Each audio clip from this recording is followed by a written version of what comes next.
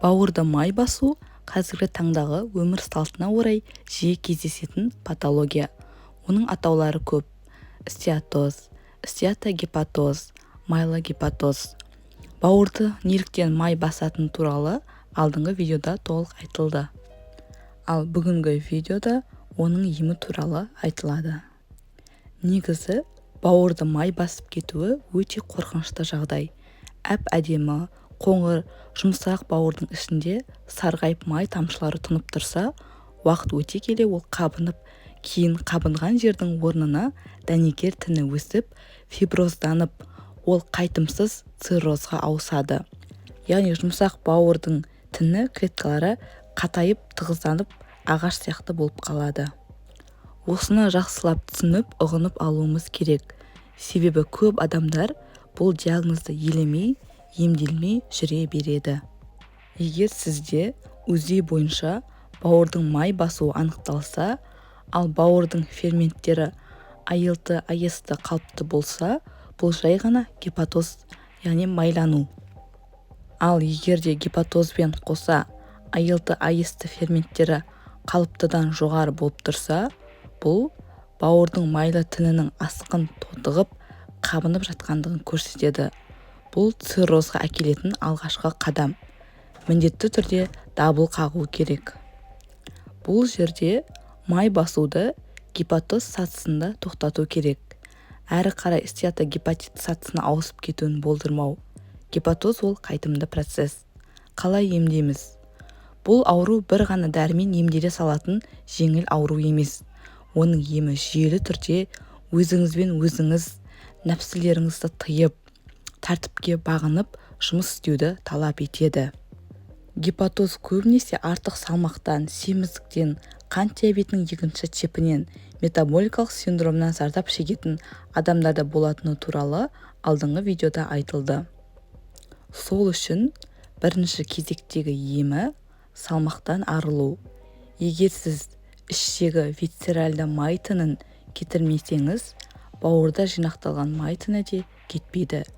Және қосымша ішіп жүрген дәрі-дәрмектен де еш пайда болмайды, текке қабылдайсыз.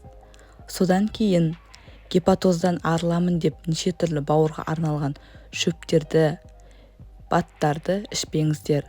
Олар бұл патология кезінде өзі әрең жұмыс істеп тұрған бауырға күш салып, керісінше зиянын тигізеді. Салмақтан қалай дұрыс арықтау қажет? Бұл ұсыныстар үлкен кісіге де, жастарға да келе береді. Барлығына бірдей арналған. Біріншіден, еске сақтаңыз. Тез арада, тез уақыт аралығында арықтап кетуге болмайды. Ол, керісінше, бауырдағы майлануды одан самайын үдеуіне әкеледі. Арықтау біртіндеп, асықпай болуы керек. Және бір аптада жарты 1 килограмм ғана салмақ тастау жеткілікті. Сол кезде 6-12 ай ішінде, яғни жарты жыл, 1 жылдың ішінде бастапқы салмақтың 7-10% кетіруге болады. Екінші, аэробикалық жаттығулар жасау. Аэробикалық жаттығулар дейтін себебіміз, негізінен адам бұл жаттығуларды жасаған кезде негізгі энергия көзі оттегі болып табылады. Сол себепті аэробикалық деп аталады. Бұны аптасына 5 реттен кем емес түрде жасау қажет. Яғни 30-40 минуттық жаяу жүріс, велосипед тебу, шаңғы таяқшаларын ұстап алып жүру, бассейнде шомылу. Дене массаңыздың индексінің көрсеткіші бар, ИМТ деп аталады.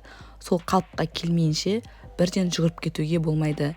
Бірден жүгіруден бастамай, бірінші шагомер қолданып алып, күніне 10 000 қадамға дейін жеткізіп, жай жүріспен, қалыпты жүріспен жүріп те жаттығулар жасап арықтауға болады. Одан кейін диета сақтау. Ағзада бос май қышқылдары жиналып қалмас үшін мына тағамдарды жеуге болмайды. Оларды шектеу керек. Қаныққан май қышқылдары бар, яғни транс майлары бар тағамдар мен холестерині бар тағамдар. Олар маргарин, барлық кондитерлік өнімдер, печенье, кәмпит, шоколад, вафли, торт, тағы басқа. Сары май, сыр, майлы сүт, жұмыртқа сарысы, малдың кез келген іш майы, тауықтың терісі, майлы сортты еттер, оған қой, сиыр еті жатады, колбаса, сосиски, икра, малдың бауыр, бүйрегі, фастфуд тағамдары.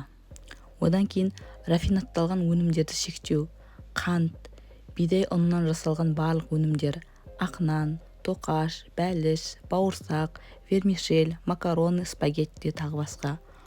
Қуырылған, қақталған, маринатталған тағамдарды жемеу, тәтті соктар, смузи сусындары, компотты, қантты, шайды шектеу, алкоголь ішуді қою.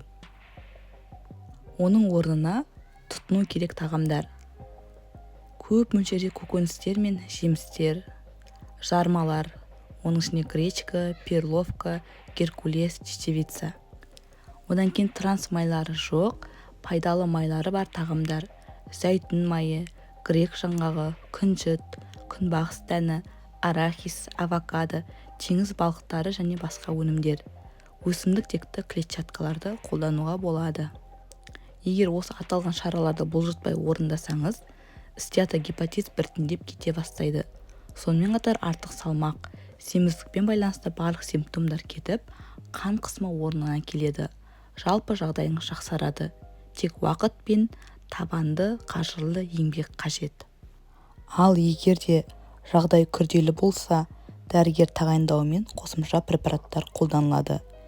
Егер жоғарыда аталған шаралар нәтиже әкелмесе, стеатоз үдемелі сипатта болса, токоферол ацетат, яғни витамин Е, стеатогепатит регрессиясына әсер етеді. Одан кейін пиоглитазон препараттары, оған актоз пен пиоглар жатады.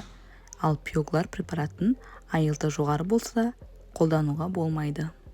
Егер стеатоз өт бөліну бұзылыстармен бірге жүрсе, онда урсодизоксихоль қышқылының препараттары, урсасан, урсафальк препараттарын 2 жылдай үзбей қолдану керек.